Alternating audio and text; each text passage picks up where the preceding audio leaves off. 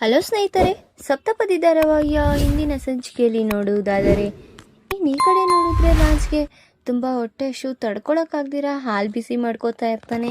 ಇನ್ನೇನು ಹಾಲು ಬಿಸಿ ಮಾಡ್ಕೊಂಡು ಲೋಟಕ್ಕೆ ಹಾಕ್ಕೊಳ್ತಾ ಇದ್ದಂಗೆ ಆ ಪಾತ್ರೆ ಬಿದ್ದೋಗ್ಬಿಡುತ್ತೆ. ಅಯ್ಯೋ, ಇವಾಗೇ ಬಿದ್ದೋಗ್ಬೇಕಾ ಅಂತ ಅಂದ್ಕೊಳ್ತಾ ಎತ್ತುತ್ತಾ ಇದ್ರೆ ಅಷ್ಟೊತ್ತಲ್ಲಿ ಕಾವ್ಯನೂ ಸಹ ಅಲ್ಲಿ ಬಂದು ನಿಂತಿರ್ತಾಳೆ. ಯಾರ ಕಣ್ಣಿಗೆ ಬೀಳಬಾರ್ದು ಅಂದ್ಕೊಂಡು ಅವ್ರ ಕಣ್ಣಿಗೆ ಬಿದ್ದೆ. ಯಪ್ಪ ದೇವ್ರೆ, ಯಾಕ್ರಿ ಏನ್ರಿ ಮಾಡ್ತಾ ಇದ್ದೀರಾ? ಅದು ಏನೂ ಇಲ್ಲ. ಹಾಂ, ನನಗೆ ಗೊತ್ತು ನಿಮಗೆ ಹೊಟ್ಟೆ ಹಸಿವು ತಡ್ಕೊಳಕ್ಕಾಗಲ್ಲ ಅಂತ. ಬನ್ನಿ ಊಟ ಮಾಡಿರಂತೆ. ಹಾಂ, ಊಟನಾ? ನೀನು ಮಾಡಿರೋ ಅಡುಗೆ ತಿನ್ನಲ್ಲ ಅಂತ ಹೇಳ್ದೆ ತಾನೆ, ಮತ್ತೇನು ಊಟ ಅಂತಿದ್ಯಾ? ಅಯ್ಯೋ ರೀ, ಅಷ್ಟೊಂದು ತಲೆ ಏನು ಕೆಡ್ಸ್ಕೋಬೇಡ್ರಿ, ಬರ್ರಿ ನಿಮಗೋಸ್ಕರ ಅಂತಾನೆ ಶಾಂತಕಾಯಲ್ಲಿ ನಿಮಗೆ ಅಡುಗೆ ಮಾಡಿಸಿ ಇಟ್ಟಿದ್ದೀನಿ. ಹೋ ಹೌದಾ? ಈ ವಿಚಾರನ ಮುಂಚೆನೇ ಹೇಳ್ಬೇಕು ತಾನೆ. ಅವಾಗಿಂದ ಹೊಟ್ಟೆ ಹಶು ಅಂತ ತಡ್ಕೋತಾ ಇದ್ದೀನಿ, ಹೊಟ್ಟೆ ಹಶು ಅಂತ ಬಡ್ಕೋತಾ ಇದ್ದೀನಿ. ನೀವು ಹೇಳಕ್ ಬಿಟ್ರೆ ತಾನೆ. ಹೋಗು ಬೇಗ ತಗೋಬಾ, ಹೊಟ್ಟೆ ಹಶು ಆಗ್ತಿದೆ ತುಂಬ ಅಂತ ಹೇಳಿ ರಾಜ್ ಹೇಳ್ತಿದ್ದಂಗೆ ಕಾವ್ಯ ಆ ಕಡೆಯಿಂದ ಎತ್ಕೊ ಬರ್ತಾ ಇರ್ತಾಳೆ. ಆಗ ನೀನೇನು ಬಡ್ಸೋದ್ ಬೇಕಾಗಿಲ್ಲ, ನಾನೇ ಬಡ್ಸ್ಕೊತೀನಿ ಕೊಡು ಅಂತ ಹೇಳಿ ರಾಜ್ ಅನ್ನ ಸಾಂಬಾರೆಲ್ಲ ಬಡ್ಸ್ಕೊತಾ ಇರ್ತಾನೆ. ನೋಡಿದ್ರೆ ಕಾವ್ಯ ಹಾಗೆ ನೋಡ್ತಾ ಇದ್ರೆ, ಅಲ್ಲ ನನಗೆ ಎಷ್ಟು ಹೊಟ್ಟೆ ಹಶು ಇದೆ ಅಂತ ನಿನಗೆ ಗೊತ್ತಿದ್ದು ಎಷ್ಟು ಚೆನ್ನಾಗಿ ನಾಟಕ ಮಾಡಿ ಇದನ್ನೆಲ್ಲ ಮುಚ್ಚಿಟ್ಟಿದ್ಯಲ್ಲ, ನಿನಗೇನು ಅಷ್ಟು ಬುದ್ಧಿ ಬೇಡವಾ ಅಂತ ಹೇಳ್ತಿದ್ದಂಗೆ, ಅಷ್ಟಕ್ಕೂ ರೀ ಇವಾಗ ಹೊಟ್ಟೆ ಹಶುವಾಗಿದೆ ಅಂತ ನನಗೂ ಗೊತ್ತಿದೆ, ಫಸ್ಟ್ ಊಟ ಮಾಡೋಗಿ ಕೂತ್ಕೊಂಡು ಅಂತ ಹೇಳ್ತಿದ್ದಂಗೆ ರಾಜ್ ಸಿಕ್ಕಿದೆ ಚಾನ್ಸು ಅಂತ ಹೋಗಿ ಊಟ ತಿಂತ, ಆಹಾಹಾ ಏನು ಅಡುಗೆ ಶಾಂತ, ನೀನೇ ನನ್ನ ಹೆಂಡತಿ ಆಗ್ಬೇಕಿತ್ತು, ಹೋಗಿ ಬೇರೆಯವಳಾಗ್ಬಿಟ್ಟಿದ್ದಾಳೆ. ಛೇ, ಎಷ್ಟು ಚೆನ್ನಾಗಿ ಅಡುಗೆ ಮಾಡಿಟ್ಟೋಗಿದ್ಯಾ ಶಾಂತ ಅಂತ ಹೇಳ್ಕೊಳ್ತಾ ಪ್ರಶಾಂತವಾಗಿ ಊಟ ಮಾಡ್ತಾ ಇರ್ತಾನೆ. ಈ ಕಡೆ ನೋಡಿದ್ರೆ ಅಪರ್ಣ ಅವರು ಹೊರಗಡೆ ಬಂದು ನೋಡಿದ್ರೆ ರಾಜ್ ಊಟ ಮಾಡ್ತಾ ಇದ್ದಿದ್ದ ನೋಡಿ ಅವಳು ಸಹ ಖುಷಿ ಪಡ್ತಾ ಇರ್ತಾಳೆ. ಆಗ ಹೋ, ಹೊಟ್ಟೆ ಹಶುಕ್ ತಡ್ಕೊಳಕ್ಕಾಗ್ದಿರ ಬಂದ್ಬಿಟ್ನಾ? ಹಾ ಅತ್ತೆ, ಬಂದ್ರು ಮೆಟ್ಲಿ ಇಳ್ಕೊಂಡು ಅಂತ ಹೇಳಿ ಕಾವ್ಯ ಹೇಳ್ತಾ ಇದ್ರೆ ಈ ಕಡೆ ಅಪರ್ಣ ಅವರು ಸಹ ನಗ್ತಾ ಇರ್ತಾರೆ. ಏನಮ್ಮ, ನಿನ್ ಸೊಸೆ ಮಾಡಿರೋದೇನು ತಿಂತಾ ಇಲ್ಲ ಬಿಡು, ನಾನು ಶಾಂತ ಮಾಡಿಟ್ಟಿರೋ ಅಡ್ಗೆನ ನಾನು ತಿಂತಾ ಇರೋದು. ನೋಡು ಎಷ್ಟು ಚೆನ್ನಾಗಿ ಮಾಡಿಟ್ಟೋಗಿದ್ದಾಳೆ ಗೊತ್ತಾ ಶಾಂತ ಅಂತ ಹೇಳ್ತಿದ್ದಂಗೆ, ಅಷ್ಟಕ್ಕೂ ನಾನು ನಾಳೆಯಿಂದ ಮೆನು ಕೊಡ್ತೀನಿ ಅಂತ ಹೇಳಮ್ಮ, ಆ ಅಡ್ಗೆ ಪ್ರಕಾರನೇ ಮಾಡಕ್ ಹೇಳು ಅಂತ ಹೇಳ್ತಿದ್ದಂಗೆ, ಆಯ್ತು ಬಿಡು ಮಗ್ನೆ, ಅವಳು ಬಂದ್ಮೇಲೆ ಹೇಳ್ತೀನಿ. ಹಾ, ಹಾಗಾದ್ರೆ ಮತ್ತೆ ಈ ಅಡ್ಗೆ ಮಾಡಿರೋದು ಬಿಡೋ, ತಿನ್ನೋ ನೆಮ್ಮದಿಯಾಗೆ ಅಂತ ಹೇಳ್ತಿದ್ದಂಗೆ ಒಂಚೂರು ಅಗ್ಳು ಬಿಡ್ದಿರಂಗೆ ತಿಂತಾ ಇರ್ತಾನೆ ರಾಜ್. ಅಬ್ಬಾ ಏನ್ ಸಾಕಾಗಿದೆ ಊಟ ಅನ್ಕೊಂಡ್ ತಿಂತಿದ್ರೆ ಈ ಕಡೆ ಅಪರ್ಣ ಮತ್ತೆ ಕಾವ್ಯ ಇಬ್ರು ನೋಡಿ ನಗ್ತಾ ಇರ್ತಾರೆ. ಆಗ ಹಾ, ಹೊಟ್ಟೆ ತುಂಬ್ತಾ ನಿಮಗೆ? ಅಷ್ಟ್ ಸಾಕು, ನಿನ್ಗೆ ಹೊಟ್ಟೆ ಉರಿ ಕಣೆ, ಶಾಂತ ಮಾಡಿಟ್ಟೋಗಿದ್ದಾಳಲ್ಲ ನಿನ್ಗೆ ಹೊಟ್ಟೆ ಉರಿ. ನಾನು ಹೊಟ್ಟೆ ತುಂಬಾ ಊಟ ಮಾಡ್ಬಿಟ್ನಲ್ಲ ನಿನಗ್ ಬಿಟ್ಟಿ, ಅದಕ್ಕೆ ತಾನೇ ಹಿಂಗ್ ಸಂಕಟ ಪಡ್ತಾ ಇದ್ಯಾ ಅಂತ ಹೇಳ್ತಿದಂಗೆ, ಅಷ್ಟಕ್ಕೂ ನೀವು ಊಟ ಮಾಡಿದ್ರಾ? ತೃಪ್ತಿ ಆಯ್ತಾ? ನನಗಷ್ಟೇ ಸಾಕು ರೀ ಅಂತ ಹೇಳ್ತಾ ಇರ್ತಾಳೆ ಕಾವ್ಯ. ಸರಿ ಅಂತ ಹೋಗಿ ಕೈ ತೊಳ್ಕೊ ಬಂದಿ, ಅಮ್ಮ ನಾಳೆಯಿಂದ ಶಾಂತಾಗೆ ಎಕ್ಸ್ಟ್ರಾ ಕಾಸು ಕೊಡ್ತೀವಿ ಅಂತ ಹೇಳಮ್ಮ. ಆಯ್ತು ಬಿಡು ಮಗ್ನೆ, ಹೇಗಿದ್ರು ಶಾಂತ ಬರೋದು ಒಂದು 15 ದಿವಸ ಆಗುತ್ತೆ, ಆಮೇಲೆ ಹಂಗೆ ಹೇಳ್ತೀನಿ ಅಂತ ಹೇಳ್ತಿದ್ದೀನಿ ನೋಡಿ. ಹಾ ಹೌದಾ ಅಂತ ಎದ್ದಿ ಬಿದ್ನೋ ಅಂತ ಅವನ ಅಲ್ಲಿಂದ ಬೇಜಾರಾಗಿ ಹೊರಟಿರ್ತಾನೆ. ಈ ಕಡೆ ನೋಡಿದ್ರೆ ಅಪರ್ಣ, ಹಾಹಾ ಎಂತ ಕಿಲಾಡಿ ನೀನು. ಅಲ್ಲ, ಹೇಗೋ ಒಂದು ಮ್ಯಾನೇಜ್ ಮಾಡಿ ಊಟ ಮಾಡಿಸ್ಬಿಟ್ಟೆ ಅಲ್ಲ ಅವನಿಗೆ. ನೀನ್ ಮಾಡಿರೋ ಅಡ್ಗೆನ ಶಾಂತ ಮಾಡಿದ್ದಾಳೆ ಅಂತ ಹೇಳಿ ಹೇಗೋ ಮ್ಯಾನೇಜ್ ಮಾಡಿ ಊಟ ಮಾಡಿಸ್ಬಿಟ್ಟಿದ್ಯಾ, ತುಂಬಾ ಬುದ್ಧಿವಂತೆ ಹುಡುಗಿ ಅಂತ ಹೇಳ್ತಿದಂಗೆ, ಅಷ್ಟಕ್ಕೂ ಅತ್ತೆ ಇದೇ ರೀತಿ ನಿಮ್ಗೂ ಒಂದ್ ದಿವಸ ಮಾಡಿದ್ದೆ ಅತ್ತೆ. ಹಾ, ನನೀಗ? ಹೌದು ಅತ್ತೆ, ಅದು ಅವತ್ ನಾನು ಅಡ್ಗೆ ಮಾಡಿದ್ದೆ ಅಂತ ನೀವು ತಿಂದಿರ ಇದ್ರಲ್ಲ, ಆಗ ಶಾಂತ ಮಾಡಿದಾಳೆ ಅಂತ ಹೇಳಿ ನಿಮಗೆ ತಗೊಬಂದ್ ಕೊಟ್ನಲ್ಲ ಅತ್ತೆ.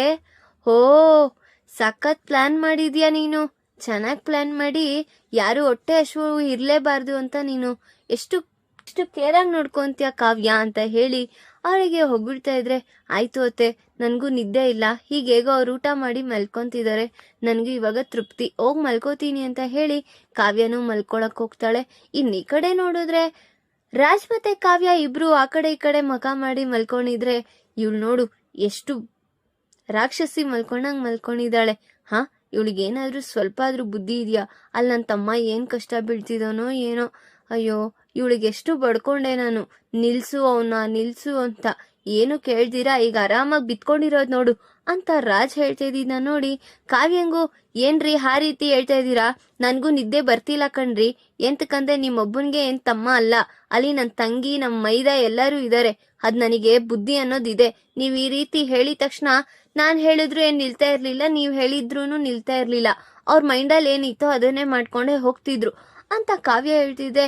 ಹೋ ನೀನೇನ್ ಬಾರಿ ಕಂಡಿದ್ದ, ನಿನ್ಗೆ ಎಸ್ ಕಳವತಿ ಅಂತ ಸತಿ ಹೇಳ್ದೆ, ನೀ ನನ್ ಮಾತ್ ಕೇಳ್ದ? ರೀ ಯಾಕ್ರಿ ಹೋಗಿ ಬಂದು ಅಲ್ಲಿಗೆ ಬರ್ತೀರಾ? ನಾನ್ ಹೇಳಿದ್ರೆ ಅವ್ರು ನಿಲ್ತಾರೇನ್ರಿ? ನೀವ್ ದೊಡ್ಡ ವ್ಯಕ್ತಿ, ನೀವು ಅವ್ರಿಗೆ ಅಣ್ಣ, ಅವ್ರು ನಿಮ್ ಮಾತೆ ಕೇಳಿಲ್ಲ ಅಂತ ಇನ್ನ ನನ್ ಮಾತೆ ಅಲ್ರಿ ಕೇಳ್ತಾರೆ ಅಂತ ಕಾವ್ಯ ಹೇಳ್ತಾ ಇರ್ತಾರೆ. ಧಾರಾವಾಹಿಯ ಪ್ರತಿಯೊಂದು ಸಂಚಿಕೆ ತಪ್ಪದೆ ನೋಡಬೇಕಾದರೆ ನಮ್ಮ KTVS 365 ಚಾನಲ್ ಈಗಲೇ ಸಬ್ಸ್ಕ್ರೈಬ್ ಮಾಡ್ಕೊಳ್ಳಿ. ಹಾಗೆ ಪಕ್ಕದಲ್ಲಿರುವ ಬೆಲ್ ಬಟನ್ ಅನ್ನು ಪ್ರೆಸ್ ಮಾಡಿ ಅದರಲ್ಲಿ ಆಲ್ ಆಪ್ಷನ್ ಸೆಲೆಕ್ಟ್ ಮಾಡ್ಕೊಳ್ಳಿ. ಇದರಿಂದ ನಾವು ರಿಲೀಸ್ ಮಾಡುವಂತಹ ಸಂಚಿಕೆ ಅಪ್ಡೇಟ್ ನೋಟಿಫಿಕೇಶನ್ ಸಿಗುತ್ತೆ. ಇನ್ನ ಕಾವ್ಯ ಮತ್ತೆ ರಾಜ್ ಮಾತಾಡ್ತಾ ಹಾಗೆ ಸರಿ ಅವನಿಗೆ ಕಾಲ್ ಮಾಡು, ನೀನು ಕಾಲ್ ಮಾಡ್ಬಿಟ್ಟು ಕರಿ, ಬಂದೇ ಬರ್ತಾನೆ ಅಂತ ಹೇಳ್ತಾ ಇರ್ತಾನೆ ರಾಜ್. ಆಗ ರೀ ನನ್ಕಿಂತ ನೀವ್ ಹೇಳಿದ ತಕ್ಷಣ ನಿಮ್ ತಮ್ಮ ಬರ್ತಾನೆ ಅಂತ ನನಗೂ ಅನ್ನಿಸ್ತಿದೆ, ನೋಡ್ತೀನಿ ಅದೇನ್ ಬೇಗ ಬರ್ತಾನೋ ಏನೋ. ನೀವು ರಾಮ ಆದ್ರೆ ಅವ್ರ ಲಕ್ಷ್ಮಣ ಅಂತ ಹೇಳ್ತಾ ಇರ್ತೀರಲ್ಲ, ಆ ಲಕ್ಷ್ಮಣನ್ ತರಾನೇ ರಾಮನಿಂದೆ ಇರ್ತಾನ ಅಥವಾ ಕೈ ಬಿಡ್ತಾನ ನೋಡ್ತೀನ್ರಿ ಅಂತ ಹೇಳ್ತಾ ಇರ್ತಾಳೆ. ಸರಿ ನೋಡು ಹೀಗೆ ಅಂತ ಹೇಳಿ ರಾಜ್ ಕಾಲ್ ಮಾಡ್ತಾನೆ. ಆಗ ಇನ್ನ ಈ ಕಡೆ ಕಳಿಯನ್ನಿಗೆ ಕಾಲ್ ಬಂದಿದ್ ನೋಡಿ, ಯಾರ್ ಕವಿ ಅಂತ ಕೇಳ್ತಾ ಇರ್ತಾಳೆ ಅಪ್ಪು. ಆಗ ಅಣ್ಣ ಮಾಡ್ತಿದ್ದಾನೆ, ಹಾ ಲಿಫ್ಟ್ ಮಾಡು ಮತ್ತೆ ಅಂತ ಹೇಳ್ತಿದಂಗೆ, ಎಲ್ಲಿದ್ಯಾ ಕಲ್ಯಾಣ್? ಅದು ಅಣ್ಣ ನನ್ನ ಫ್ರೆಂಡ್ ಮನೇಲಿದ್ದೀನಿ ಅಣ್ಣ. ಯಾಕೋ ನಿನ್ಗ ಅವಸ್ಥೆ ಅಲ್ಲ, ಬಾರೋ ನಮ್ಮ ಮನೆಗೆ, ಏನೋ ಕಮ್ಮಿ ಆಗಿದೆ ನಿನ್ಗೆ, ಯಾರೋ ಏನೋ ಅಂತಾರೆ, ನಾನ್ ನೋಡ್ಕೊಳ್ತೀನಿ ಬಾರೋ ಅಂತ ರಾಜ್ ಕೂಗ್ತಿದ್ರು. ಅಣ್ಣ ನೀನೇನು ಯೋಚನೆ ಮಾಡ್ಬೇಡ, ನಾನು ಅಪ್ಪು ಆರಾಮಾಗಿದ್ದೀವಿ. ಈಗ ನಾನು ಅಲ್ಲಿ ಬಂದ್ರೂ ಅಪ್ಪುಗ್ ಯಾವ ಬೆಲೆ ಇರುತ್ತೆ ಅಂತ ನಾನು ಬರ್ಲಿ ಹೇಳು? ನೀವೇ ಮದ್ವೆ ಆಗಿ 1 ವರ್ಷ ಆಗ್ತಿದೆ, ಅತ್ಗೆ ಏನೇನಲ್ಲಿ ಮಾತಾಡ್ತಿದ್ದಾರೆ ಅಂತ ನಾನೇ ಕಣ್ಣಾರೆ ನೋಡಿದ್ದೀನಿ. ಇನ್ನು ಅಪ್ಪನೂ ಅಲ್ಲಿ ಕರ್ಕೊಬಂದು ಅವಳನ್ನು ಹೆಸರೆಲ್ಲ ಕಳಿಯೋಕ್ಕೆ ನನಗಿಷ್ಟ ಇಲ್ಲ ಅಣ್ಣ. ಅವಳ ಜವಾಬ್ದಾರಿನ ನಾನು ತಗೊಂಡಿದ್ದೀನಿ, ನಾನು ನೋಡ್ಕೊಳ್ತೀನಿ ಅಣ್ಣ, ನೀನೇನು ಯೋಚನೆ ಮಾಡಬೇಡ, ಆರಾಮಾಗಿ ನಿದ್ದೆ ಮಾಡು ಅಂತ ಹೇಳ್ತಿದ್ರು. ಕಲ್ಯಾಣ್ ನಾನು ಹೇಳೋದನ್ನ ಅರ್ಥ ಮಾಡ್ಕೋ ಕಲ್ಯಾಣ್, ಇದೆಲ್ಲ ನಿನ್ಗೆ ಸರಿ ಹೋಗೋದಿಲ್ಲ, ಬಾ ಕಲ್ಯಾಣ್ ನಿನ್ಗೆ ಹೇಳ್ತಾ ಇದ್ದೀನಿ ತಾನೆ ಅಂತ ಹೇಳ್ತಿದ್ರು. ಬೇಡ ಅಣ್ಣ, ನಾನು ಪ್ರಶಾಂತವಾಗಿರ್ಬೇಕು ಅಂತ ಬಂದಿದ್ದೀನಿ, ಇಲ್ಲೇ ಇರ್ತೀನಿ, ನನಗ್ ಬರ್ಬೇಕನ್ಸ್ದಾಗ ಬರ್ತೀನಿ, ನೀನ್ ಅಲ್ಲಿವರೆಗೂ ನನಗ್ ಫೋರ್ಸ್ ಏನು ಮಾಡ್ಬೇಡ ಅಂತ ಹೇಳಿ ಕಾಲ್ ಕಟ್ ಮಾಡ್ತಾನೆ. ನೋಡುದ್ರಾ ಹೇಳ್ದೆ ತಾನೆ ಕವಿ ಅವ್ರು ಬರಲ್ಲ ಅಂತ, ನೀವ್ ಹೇಳಿದ್ರೂ ಬರ್ಲಿಲ್ಲ, ಇನ್ನ ನಾನ್ ಹೇಳಿದ್ರೆ ಬಂದ್ಬಿಡಿರೋರಾ? ಹಾ ಅಷ್ಟಕ್ಕೂ ತಿಳ್ಕೊಳ್ರಿ ಕರೆಕ್ಟಾಗಿ ಮನುಷ್ಯರ್ನ ಅಂತ ಹೇಳಿ ಕಾವ್ಯ, ಸರಿ ನನ್ಗೆ ನಿದ್ದೆ ಬರ್ತಿದೆ, ನಾನ್ ಮಲ್ಕೊಳ್ತೀನಿ. ಆಯ್ತು ನೀನ್ ಮಲ್ಕೋ, ನಾನು ಹೇಗಾದ್ರೂ ಮಾಡಿ ಕಲ್ಯಾಣ ಮತ್ತೆ ಅಪ್ಪುನ ಕರ್ಕೊಂಡ್ ಬಂದೇ ಬರ್ತೀನಿ. ಹಾ ಹೌದಾ, ಕರ್ಕೊಂಡ್ ಬರ್ತೀರಾ ನೀವು? ಸರಿ ಆಯ್ತು, ಏನಾದ್ರೂ ಒಂದ್ ಹೇಳ್ತೀಯಲ್ಲ ಹೇಳು. ಯಾಕ್ರಿ ಈಗ ಬಿಡಿ, ಬಂದ್ಮೇಲೆ ಹೇಳ್ತೀನಿ, ಇವಾಗ ಮಲ್ಕೊಳ್ರಿ ಅಂತ ಹೇಳಿ ಕಾವ್ಯ ಮತ್ತೆ ರಾಜ್ ಇಬ್ರು ಮಲಗಿರ್ತಾರೆ. ಇನ್ ಈ ಕಡೆ ನೋಡಿದ್ರೆ ಕಲ್ಯಾಣ್ ಹೊರಗಡೆ ಬಂದ್ ನೋಡಿದ್ರೆ ಅಪ್ಪು ಅವ್ರ ಸ್ನೇಹಿತರೆಲ್ಲ ಹೊರಗಡೆನೆ ಮಲಗಿರ್ತಾರೆ. ಆಗ ಅದನ್ನ ನೋಡಿ ಅವ್ನ ಮನ್ಸಲ್ಲಿ ತುಂಬಾ ಬೇಜಾರಾಗ್ತಾ ಇರುತ್ತೆ. ಯಾಕ್ ಕವಿ ಏನಾಯ್ತು ಅಂತಾಗ ಅಪ್ಪುನು ಹಿಂದೆ ಬಂದು ನೋಡಿದ್ರೆ, ನೋಡು ನಿನ್ನ ಫ್ರೆಂಡ್ಸ್ ಎಲ್ಲ ಎಷ್ಟು ಒಳ್ಳೆಯವರು, ನಮ್ಮಿಬ್ರು ಪ್ರೈವೇಸಿಯಾಗಿರ್ಬೇಕು ಅಂತ ಅವರಿಬ್ರು ಈ ಚಳಿಲಿ ಎಷ್ಟು ಅವಸ್ಥೆ ಪಡ್ತಿದ್ದಾರೆ. ನನ್ಗೆ ಯಾಕೋ ಸರಿ ಅನ್ನಿಸ್ತಿಲ್ಲ ಅಪ್ಪು, ಇವತ್ತಿಗೇನೋ ಶೆಲ್ಟರ್ ಸಾಕು, ಇನ್ನ ನಾವು ಇದೇ ರೀತಿ ಇದ್ರೆ ಅವರಿಗೂ ತೊಂದರೆ ಆಗುತ್ತೆ, ಏನಾದ್ರೂ ಒಂದು ವ್ಯವಸ್ಥೆ ಮಾಡ್ಕೊಂಡು ಹೋಗೋಣ ಅಂತ ಹೇಳ್ತಾ ಇರ್ತಾನೆ ಕವಿ. ಆಗ ಎಲ್ಲಿಗಂತ ಹೋಗೋಣ, ಈಗೇನೋ ನಮಗೆ ಈ ಶೆಲ್ಟರ್ ಸಿಕ್ತು, ನೋಡಿದ್ರೆ ನಾವು ಆ ಕಡೆ ಮನೆಗೆ ಹೋಗ್ದಿರಾ ಈ ಕಡೆ ಮನೆಗೆ ಹೋಗ್ದಿರಾ ಎಲ್ಲಂತ ಇರೋಕ್ಕಾಗುತ್ತೆ ಕವಿ, ಇವಾಗ ನಮ್ಮ ಕೈಲಿ ಕಾಸುಗಳು ಸಹ ಇಲ್ಲ, ಏನು ಮಾಡೋದು, ಏನೋ ಒಂದು ವ್ಯವಸ್ಥೆ ಮಾಡೋಣ.